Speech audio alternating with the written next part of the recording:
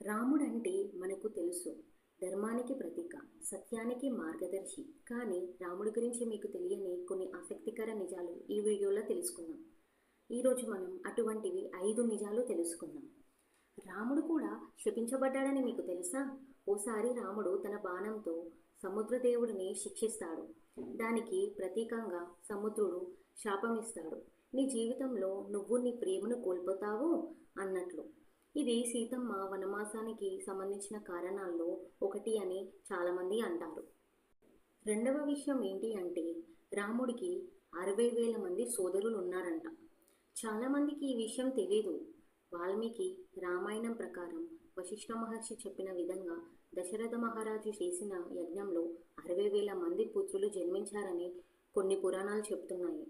అయితే రాముడితో కలిసి 4 మంది ప్రసిద్ధులయ్యారు.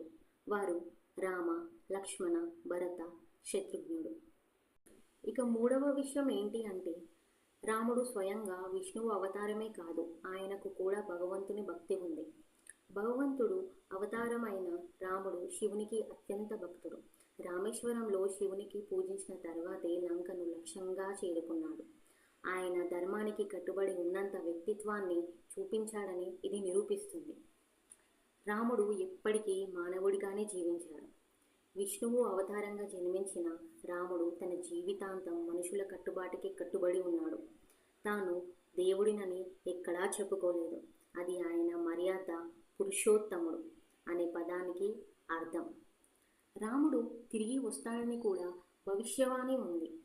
కొన్ని పురాణాల ప్రకారం కలియుగంలో రాముడు తిరిగి విష్ణు యుగంలో కల్కి అవతారంగా రావాలని ఉద్ఘాటించబడింది. ఆయన తిరిగి రావడం ద్వారా ధర్మ ప్రార్థన జరుగుతుందని. ఇవి రాముడి గురించి మీకు తెలిసినవేనా లేక కొత్తగా తెలిసినవా? మీరు ఎప్పుడూ వినని నిజాలు ఏమైనా ఉన్నాయా?